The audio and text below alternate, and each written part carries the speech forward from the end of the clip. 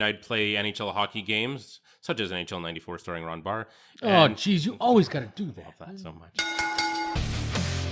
You're listening to Unscripted with Mike and Chris, brutally honest sports talk.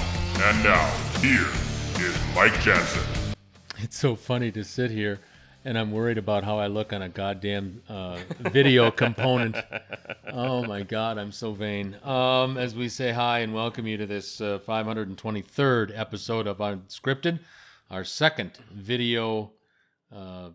Well, we still have the audio part, but the video component of Unscripted with Mike and Chris. It's quite exciting. Hopefully it works. Yeah, I think it will. If you're behind it, it's going to work. Chris is going to get these new video components.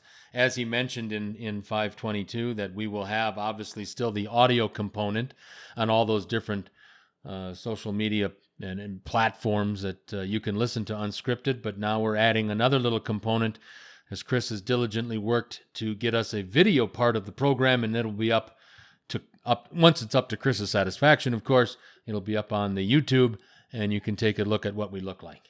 And don't be surprised. A lot of things to talk about. Had a lot of fun in 522. It's been a couple weeks since Chris and I have gotten together because of scheduling conflicts, and I don't know if I'll be taking as big a break in July because I just do not feel comfortable right now subjecting my wife and child to potentially as many as 100,000 new cases of COVID a day down in the United States. I do know this morning Governor Newsom closed California again. California was ordered this morning. All bars, restaurants, all those kind of things have been back to being closed. And so I don't know. It's I always used to say, and still do, the wonderful and wacky world of sports, but I don't know if anything is more wacky these days. I don't know about wonderful, but certainly wacky in the times that we're living in with this COVID-19 and the ups and downs and the momentum and the pendulum swings. As you think, like here in Canada, we're getting all excited because we're actually flattening the curve here, but then you've got a person like me that needs to go down and say goodbye to my father. And come on, guys, I don't think there's a smart person that would make that trip right now. So because I found my golf swing again, I've made a couple of tee times for the middle of June. I should call your dad. And I'm going to Kelowna, middle of Or August. August. Okay. Late July, early August. I've made a couple of tee times in Kelowna, British Columbia to play golf because I think that's where we're going to end up. I know we've got to tell a lot of people that we're not coming, but I just don't think it's worth the risk right now if the numbers stay as unbelievably high as they have been, to continuing to be that high in the United States. That's just too big a risk to take in my estimation. As we say again, hello and welcome to this 523rd episode of Unscripted. We're going to concentrate this episode on things that are happening in the National Football League. And I do want to make mention, and it's not in my notes, but it's on the top of my head. Mark Murphy, the president of the Green Bay Packers, sent out a letter to all shareholders. So my brother-in-law Bill would have gotten this letter. To all Packer shareholders, that please be prepared that the Packers are planning on playing the 2020 home season without fans this year. And I think that's going to be the norm for the National Football League. It just seems unbelievably weird to not have fans in Lambeau Field this year, and any other, that's just my favorite team, but I'm just saying anybody else's home team, favorite team. I mean, can you imagine watching the Kansas City Chiefs play in Arrowhead next year without fans? That's kind of weird. But we will see. At least Murphy is out there in the forefront telling people that this is what you should expect. And if we do and are allowed to bring fans into our stadiums, you have to have a mask at the very least. And there's going to be social distancing, and they've already done that to Lambeau Field, where they've taken, and again, this has been mandated by the league, but the first 8 rows of everybody's stadiums will be tarped over as a way to, again, more social distancing. So I'm thinking we're going to see National Football League's games in 2020. They're just going to look a whole lot different, in my estimation, with some of the social distancing things that you have to do. And a lot of things to talk about in the National Football League. And one story that seemingly is gaining traction every day is it's time to call your home team another name. The Washington Redskins are looking finally into changing the name Redskins. Daniel Snyder and new head coach Ron Rivera are looking into that. And Rivera made a statement as late as this morning saying that he hopes that they can enact this by the start of the 2020 season. The Redskins are looking into it. In Major League Baseball, the Cleveland Indians are actively now looking to change Chief Wahoo and the name Indians as the team name in Cleveland. And funny, as you have that happening in Washington, D.C. and in Cleveland, the Atlanta Braves have come out and said, no, we're going to stay the Braves. Oh, good. Wow. They like the Braves. Good for them. We're going to stay there. That takes balls in this day and age, It really though. does. Really does. I mean, I'm surprised, to be honest with you. And I think probably when FedEx, because FedEx owns the naming rights to Snyder's Stadium for the Redskins, when they pulled their sponsorship or threatened to pull their sponsorship, that probably got Daniel Snyder thinking, well, maybe we should change the name. Well, also, I think one of the top executives... Excuse me. Okay. One of the top executives, I believe, of FedEx also works for the Redskins as well. Yeah, so, you're right. Yeah, so, I mean, there's a lot tying. Dan Snyder's always said before that, we'll never change the name. Correct. And now they announced a review, and he said he'd consider it. So now it's clearly going to change. I heard something on social media. I don't know if it was from the team or not, but the Edmonton Eskimos looking at it as well. I hadn't heard that one. Yeah, I had not heard the that. Eskimos, but the Redskins have some suggestions that have been suggested to them involve the names Red Tails. That's the one supposedly is the leader in the clubhouse, if you will. Red Hawks. That doesn't sound right to me. I didn't hear that one, no. I heard Red Tails, Red Hawks, Warriors. Now, whoa. Warriors, that bothers me a little bit. Not because it's the Redskins. I don't care about the Redskins. It's the name Warriors. Because I'm from Wisconsin, and years ago, the second biggest university in the state of Wisconsin is Marquette University in Milwaukee, winners of the 1977 NCAA basketball tournament championship. Doc Rivers, the coach of the LA Clippers, went to college at Marquette. So maybe that'll give you a little background. But years ago, they were the Marquette Warriors. And I would say about 10 years ago, maybe 15 years ago, because that was politically incorrect in the eyes of some people in the state of Wisconsin, they changed it to the Marquette Golden Eagles. I hate that name, Golden Eagles. Jesus Christ, it sounds like you've got... I'm not even going to go there. But I just don't think you can allow Warriors in this day and age. I don't know. I know there's the Golden State Warriors. I get it. But if you've made a change from Warriors once, even though it was on the NCAA... in the NC2As, it's still a major college program. Warriors, to me, would just bring on potentially another round of bullshit. Yeah. One name that has come up, and I think this is hilarious. It's stupid and hilarious all at the same time. But one suggestion has been named with a soccer connotation. They do that with like Toronto FC and the LAFC, and meaning football club. And Salt Lake FC, the Salt Lake Football Club. Football, I guess somebody told me means soccer anywhere else outside the United States. But somebody suggested the Washington Football Club. Does a team even need a nickname? Again, Rivera is hoping that this can happen as quickly as the start of the 2020 season, whenever that may be. Also, and I want your comments on this right away. I kind of knew, I think, you couldn't, if you're the New England Patriots and you have won 6 Super Bowls, you've been to 9 Super Bowls, Belichick is right now engineering one of the greatest histories and one of the greatest dynasties in pro sports, not just the National Football League, with his successes since he took over in Boston 100 years ago. It's been unbelievable.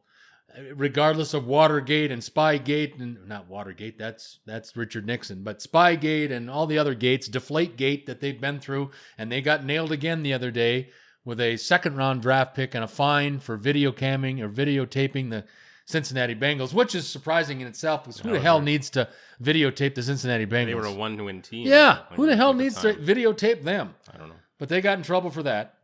But the Patriots made news mid-last week with the signing to an incentive-laden one-year deal with former MVP, former Carolina Panther, former Heisman Trophy winner from Auburn University. Cam, I don't know how to dress yet. Newton, what do you think?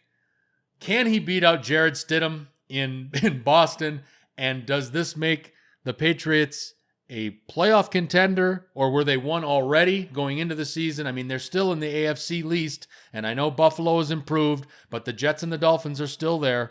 Let me just ask you point blank, what do you think of number one signing with Belichick and Mr. Kraft up there with the New England Patriots? Yeah, it's been expected for a long time. Cam Newton should still be a decent player. He's been a lot more injury prone since he became vegan. I don't know if he still is, but that's when I think his problems really started. He stopped having that fun attitude, it seemed, and he started getting injured all the time. So maybe he just needs to fix his diet a little bit. But I don't know. I hope that he's okay, but I'll be cheering for him a little less on the Patriots. But they still have great coaching, great defense, great special teams. And their biggest weakness, which is their receiving core, he can help cover that up by rushing a little more. I'm wondering if they might go to more of a Lamar Jackson style and just say, hey, you know, we got a ton of running backs, including James White as a great receiving back, and Rex Burkhead, who can both do that role quite well. Rush it with Cam, always have good O-lines, and just do it that way and just try and run out the clock and grind people down and have a great defense. I think it makes a lot of sense. And when it comes to the Washington thing, it's funny because Dan Snyder made his mark and made his fortune with his company called Red Zebra. So I would laugh and laugh and laugh if he called them the Red Zebras. That would be the funniest thing to me. Oh man, you could have a lot of fun with that logo. But anyway, no, the football club thing is stupid. I've never liked that even in soccer. That just means you're uncreative. Correct. You're lazy. FC football. What are we going to have like this? Is that what they're... Watch, it's going to be called Seattle HC, the Seattle Hockey Club. Like, really? Like, you have the chance to name something and that's what you come up with? I mean, it's pathetic. That's right. Seattle hasn't named... They were going to before this happened. I think they've chosen it. They were going to announce it and then COVID hit and then they go, okay, well, we're not going to announce it now. So it's too bad because I am really interested to see what that is going to be. I think that the Red Tails has a good chance because I think Washington will want to keep their color scheme. Oh, yeah. And it's nice to have the same initials and to start with the word red again. And so I had to look up Red Tails because I didn't understand what that meant. I have no idea what it means. So it's actually a military reference, and it's a way of honoring some very special African Americans, actually, because I believe from what I read, the Red Tails, it was a squadron that had to do with Tuskegee. The Tuskegee Airmen. Okay. I think it's them. So I've heard about them. You know, it was a group of black men who, you know, served their country while fighting racism at home and everything. So, I mean, it makes a lot of sense as a name if that's why you're changing it. So, and then it's not that much of a different, like Redskins, Red Tails, like it's not a massive change, you know, just, you know, in, I mean, you'd have to change the logo basically. Yeah, you change the logo. You can keep the color scheme if you want. Right. They could brighten it up a bit or something. To be honest, I mean, the Redskins color scheme is unique at least, but I've never liked it. Like it's kind of right. No, so I mean, I'm in total agreement with you there. I mean, I think it's the politically correct thing to do in this day and age. Well, you know what I like, and usually something being politically correct makes me not want to do it, but in this case, it keeps coming up. So, you know, just move past it. I'm kind of surprised that, like, I mean, I don't think now maybe Redskins specifically may be seen as, you know, insulting or offensive to people. But I mean, when you call someone like the Cleveland Indians, like, I don't know, I don't understand how that's offensive. You know, I mean, maybe it is, and I'm not aware of it. I don't understand that, but I think, you know, everybody is on high alert to make sure that they're not doing anything that can be insulting to many different ethnicities, not just the African Americans, but I just think that everybody's trying to be on their best behavior. And, you know, my problem, I guess, a little bit is that the Redskins have been around, I believe, right off the top of my head, since the 1930s. Oh, yeah, they're an old franchise. Well, yeah, they're there about the same time the Eagles came in, and the Eagles came in 1934. So the Giants came in and around this time, you know. but the history and all the things that they've accomplished as an organization, even more so, I think, with the Indians than the Redskins. I mean, the Redskins have won Super Bowls under Joe Gibbs, and they had a great run there with the Hogs and John Riggins. Yeah, they have 5 Super Bowls. Right, and Joe Theismann and yada yada. But I just, the history and the record books, but again, in this day and age, we have to be responsible for what we're cheering for and who we're cheering for. And I think, regardless if I don't understand everything, I mean, it's not, there's nothing insulting about Packers.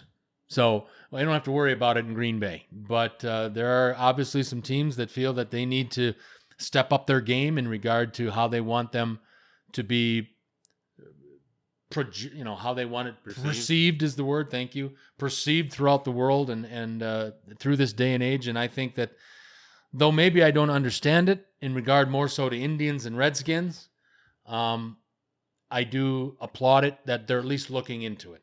Yeah. And but it'll just seem weird to see potentially the Cleveland as the baseball team. Well, you know what? I like to think of it as, I try to picture how I'll be in 10 or 20 years and how I'll think of things and then look back at it. And we're just so used to the Washington Redskins being around that we just, it's almost like when you meet a celebrity, if I met a celebrity, I'd almost have to, and even if I knew them, I feel like I'd have to think for a second what's their first name. Because, like if I see Matt Damon, it's almost like it's one word in my head, Matt Damon. Yeah. Right. And so you have to think, and hi, Matt. Oh yeah, his name's Matt. Okay, and it's like that. It's the Washington Redskins, and that's just what they're called.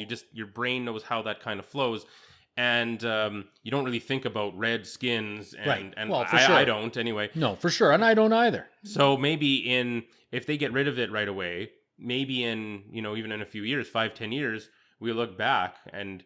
Well, Redskins, that kind of sounds funny now, and then people who were younger and they grew up, they're like, you used to call things the Redskins? Right. What the hell's wrong with you?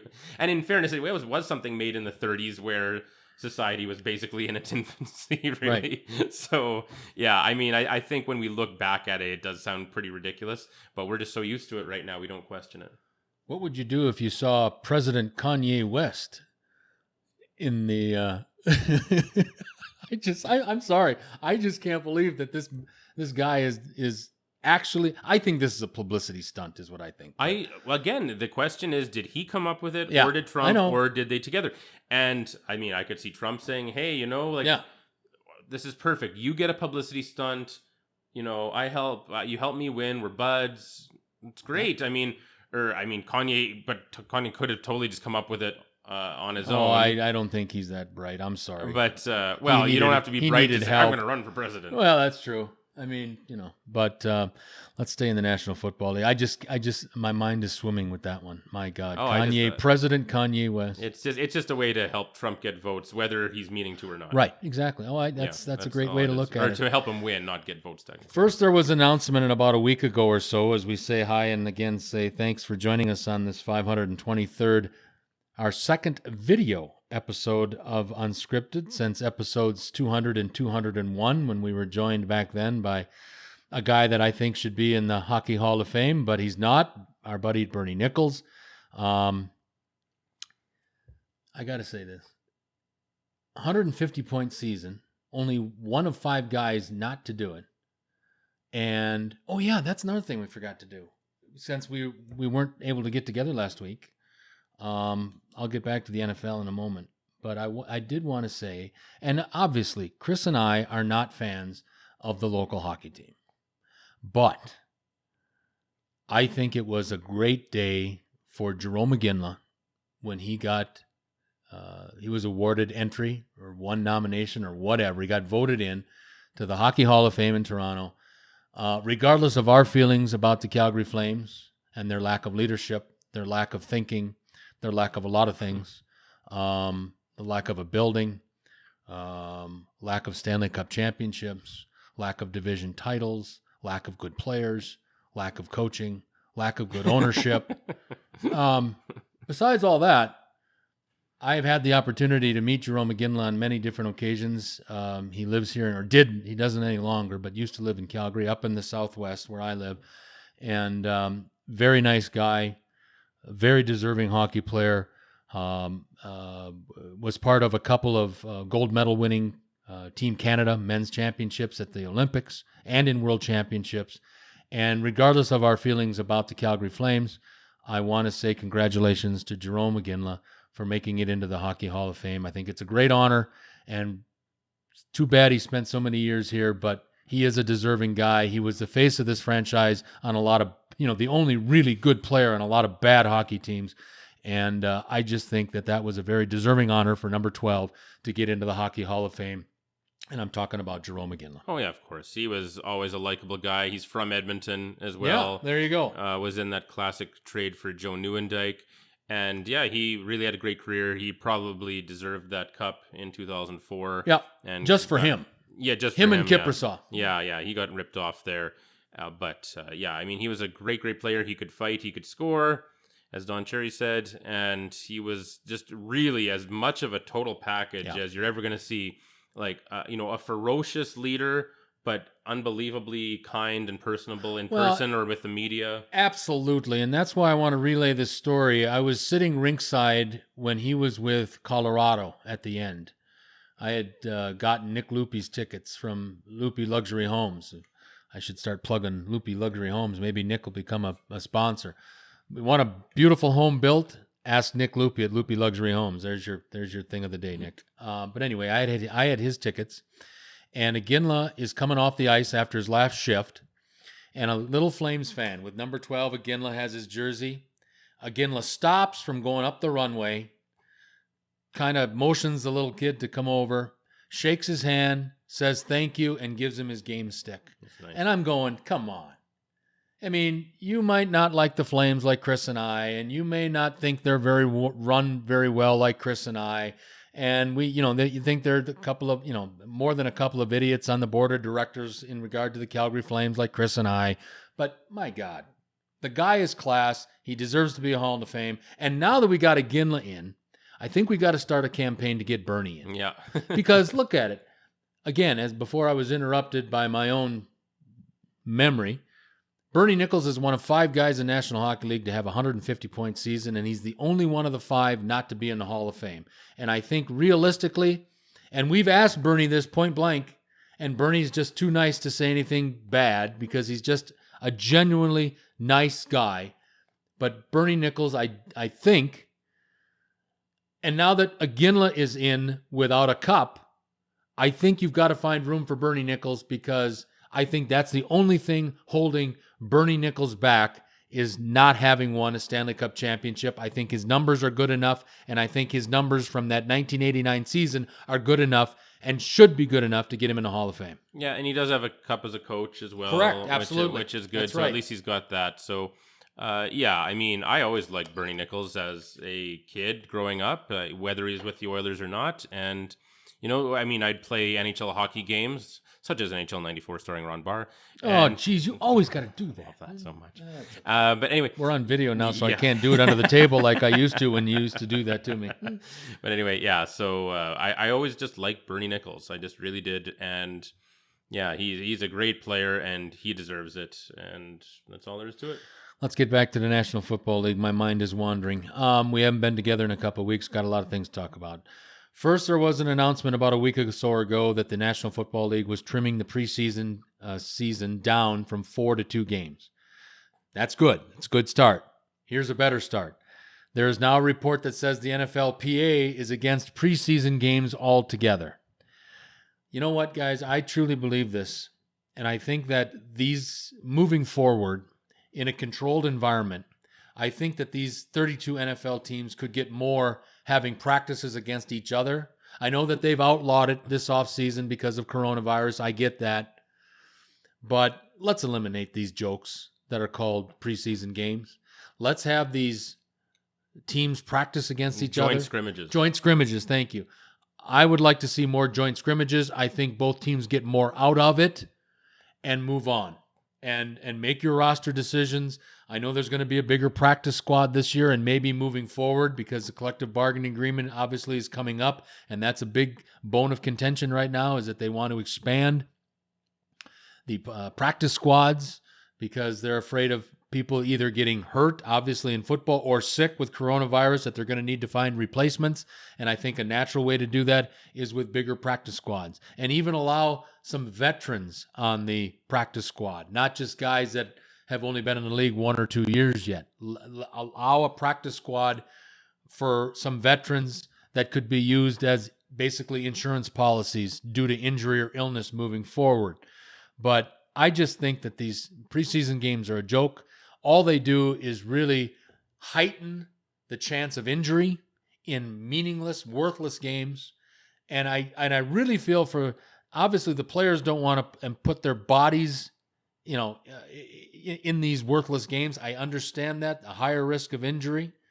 But I also feel for the fans for this, that actually are part of for season ticket holders, these games are part of their season ticket package, but they're paying full boat for them. And also just the walk-up fans that are paying full boat. A lot of places like in Green Bay, and again, you know me, I'm going to know Green Bay better than anybody else. A lot of ways, the only way that non-season ticket holders can watch the Green Bay Packers play is to watch one of their 2 home preseason games.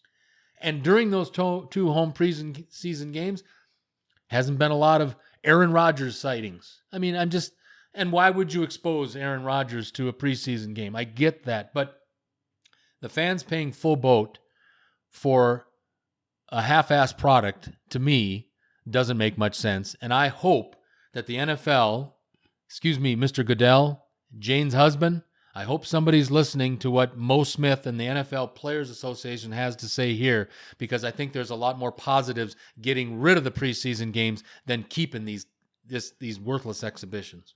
Yeah, you know what? I actually am hoping that this is one of those silver linings from Corona, and that is that maybe the preseason is permanently improved. I'm not even trying to single out Goodell here, but just humans in general, even ones who are supposed to be big executives in general, are scared of making bold moves, and in general really default to the status quo, and that shouldn't be much of a consideration. And I like that, at least, I was shocked to find out from you a while back that the preseason used to be 6 games. Correct. That's unbelievable. Till about 77, somewhere in there. Unbelievable. Yeah. Anyway, but but the Bears used to play the Packers in the preseason. Whew. Any cheap shots there? Oh, absolutely, all the time. Yeah. And back then, when they played the preseason games, starters played like it was. Yeah. I mean, there wasn't any substitution patterns. There wasn't anybody taking 3/4 of the game off. The starters played till late into the fourth quarter. Crazy. It's crazy. But anyway, so because everything was stuck at 4, it would seem so hard to get it down to 2. But now if we go down to 0, which I hope they do this year, nobody cares about losing the preseason, except that it is a fairly ominous sign about the regular season is the only scary thing. But for the preseason itself, I don't care if it's gone. But for next year, then, if you're coming from 0 instead of from 4 right. in a year, then maybe it's like, well, maybe we only put back 2. Well, yeah. Or maybe we join practices. Or maybe a 1-week preseason in a neutral location or something like that. I have always said, and I think you'll agree with me when I say this, is that I think in a normal scenario, 2 might be good, just because 1, to knock off the rust for the veterans. Mm-hmm. The second one is for roster spots 23 through 53 to battle for roster spots. Yeah. Starters do not see the field the second preseason game. Yeah, I was thinking like you want 1 home, 1 away, or right. else just 1 neutral and that's it. But if you want kind of 2 weeks, 1 for roster spots and 1 for veterans, then 2's okay. I can live with 1 or 2, but any more than 2 is just completely unnecessary. At this point, I mean, once we're used to this, 4 seems like 6 at this point, because it's just so ridiculous. Seems overkill. Yeah. 2 max. 1 neutral, or 2 is in a home and away, or just do joint practices, whatever, and that's it. But, and especially since they're looking at adding more games anyway, then that makes it easier to do that, both in terms of wear and tear on players and in terms of scheduling. You can just start the season slightly earlier or something, but anyway, yeah, I hope they get rid of the preseason for the most part, or just have the bare minimum. No one's going to miss it, but it is a bit of a scary sign when it comes to impact on the regular season, because it's not going to just go away unless we get a vaccine pretty soon, which I don't think we'll get it quite in time for the NFL season. If I had to guess, it's going to be difficult, because just all or most markets are, I think, behaving very irresponsibly in terms of the fan bases in the NFL cities, and they're That's just, a nice way to put it. it's so. I mean, it'll be interesting to see how betting lines are impacted by this, Yes. because traditionally, on average, you get about 3 points for home field advantage in the NFL, and now, why would you get anything? I Yeah. mean, if it's hockey, you can, know your boards a little bit and how they bounce or whatever. But in football, or even in baseball, like the parks can be different, but not that matters too much. You're still trying to hit a home run. But in football, there's not really any on the field. I mean, Well, I think, grass versus turf, I guess, or grass inside versus and outside. conditions. Yeah, I mean, that's it. Well, what's that worth? 1 point on a betting line? I guess. Yeah, I wouldn't think a One, whole bunch. I mean, if maybe? you're playing at -13 in Green Bay in 1967, that's worth something to the home team. But Okay, again, but like, let's say Atlanta's playing Indy. You got two dome yeah, teams. there's nothing there. Nothing. I couldn't agree You like with you more. seeing the blue around? Right. Like, I mean, I don't know. 1 point max if you can really come up with something, but I don't even think that. Couple things from the National Football League before we get out of here on this 523rd episode of our little program. First, just something that really caught my eye, and I didn't know, to be honest. And I'm an American. I live in this great country, but I am a born and bred American, and I did not know that this existed. And what I'm talking about is the National Football League is reporting that the league is expecting to play the Black National Anthem before Week 1 games. Now, here's my question.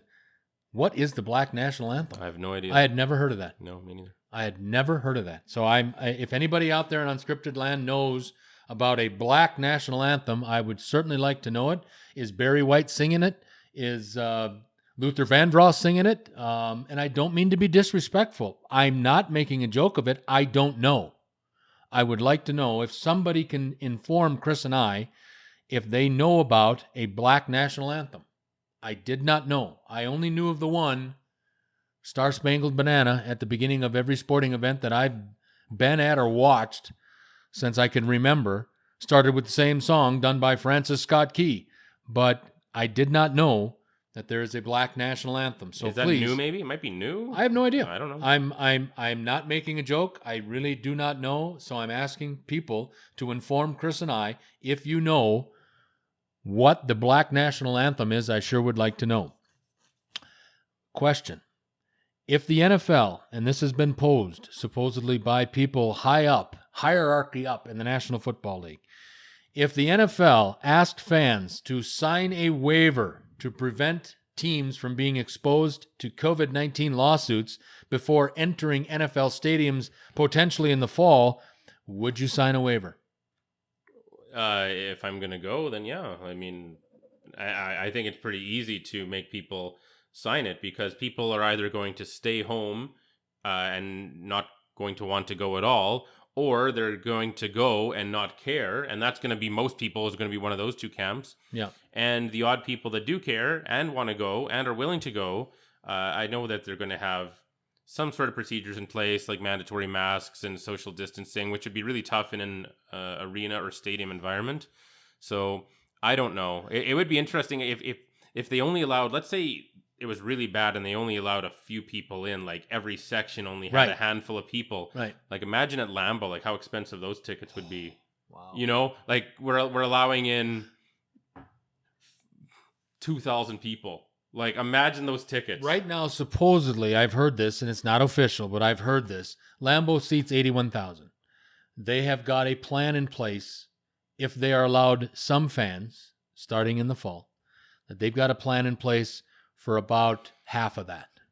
Okay, but you still have 40,000 people, and that's like two NHLs. That's like, a good That's two NHL, NHL arenas. That's a lot of people. That's a lot of people. Is there really a difference between 40 and 80,000? Well, yeah, because you can just spread them out a little bit more. But Really, exactly. I mean, again, this is all in the unknown.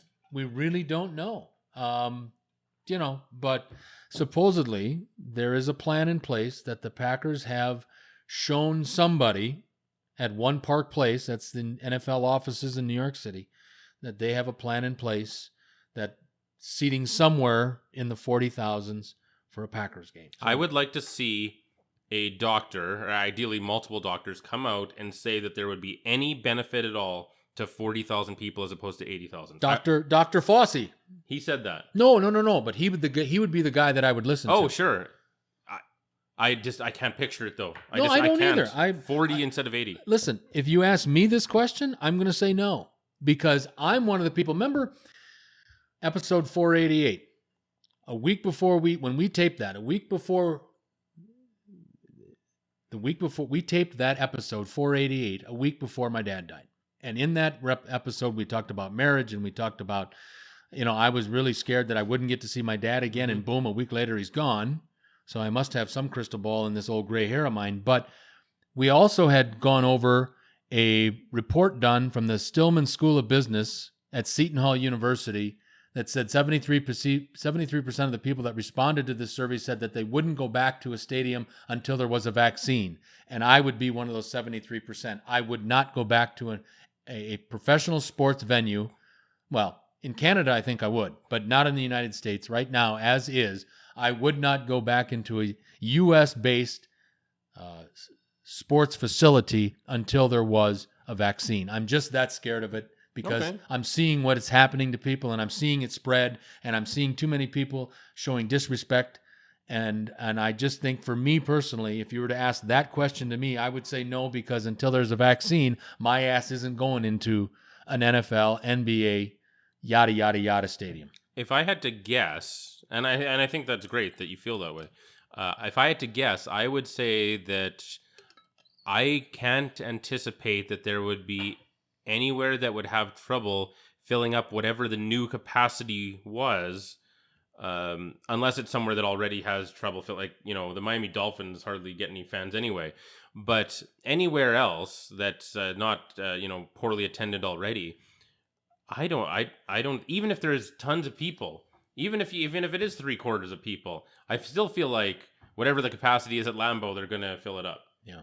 Well, I have a hard time believing. I think if you wanted, I truly believe this, and this hurts to say, because Lambeau without fans is cheating the fans themselves, but it's cheating the viewers too. That's part of the ambiance of Lambeau. It's part of the ambiance of Arrowhead in Kansas City. It's part of the ambiance at Gillette Stadium in New England watching the Patriots, is the fan participation, the fan, down in Jerry's world down in Irving, Texas. But I think it takes away, but the only way that we're ultimately, in my opinion, are going to see this and help, flatten the curve down the United States is that you've got to have empty houses. I really believe this. I think, because we've already talked about this on previous episodes of Unscripted. The NBA players have been told by the head of the NBA Players Association, who I can't remember who it is right at the top. Michelle Roberts is this guy's assistant, but doesn't matter. They've already been told to be expecting to play the 2020-21 season next year. They're telling them expect to be in empty houses. So I don't know. I'm not Dr. Fossey. I can read though, and what I've been reading scares the hell out of me. And I just think that for my little sense of security, I'm not going back into a stadium until there's a vaccine, because I think that if it was a stadium full of you and me, I think we'd be safe. But there aren't a lot of you and me's out there that, again, they don't give a damn about this. They're out partying. They're out. They're out doing their protesting. They're out. There was a picture just the other day, and this was one of the reasons that Governor Newsom shut down California this morning, was that there was a big, in La Jolla, California. I've been to La Jolla, California many times. That's a suburb of San Diego. Beautiful part of the United States. And you couldn't believe how packed the beaches were. And this one beach, I've been on this beach before. So with that kind of mentality, to get somebody with my kind of mentality back into a major sports venue, you better have a goddamn vaccine. Yeah, you need one. And I think it was Fauci said it's just a matter of when, not if. And I know that everyone's working really hard, and I always trust human ingenuity, but we're not used to coming up with something that fast. We're going to get it, but it's coming, but it's not going to be here next week. That's for damn sure. Yeah. I have heard it could be till mid 2021. Yeah, it could be a while still. I mean, I wouldn't expect it any later than that. I hope, based on so many people are working on it, so many smart people are working on it, and usually you can get a vaccine in normal times. You can develop one in a year and a half. Right. So and go through all the hoops you have to go to. So I would think we would have one with in less than a year and a half, with the whole world working on it. No question. I pray that we do, and I'm not a real religious person. I go to the altar of fluke. We've got to run on this 523rd episode of Unscripted, our second kick at the can at our video version of Unscripted with Mike and Chris. And again, just to make sure, you still have the accessibility to go on to the 18 different avenues that Chris has set up for you. But this is just another way and another way to see what we do, the voodoo that we do when we get together and do these episodes of Unscripted with Mike and Chris. Having said all that, for the executive producer of Unscripted, Mr. Chris Fluke, I'm Mike Jansen. Until next time.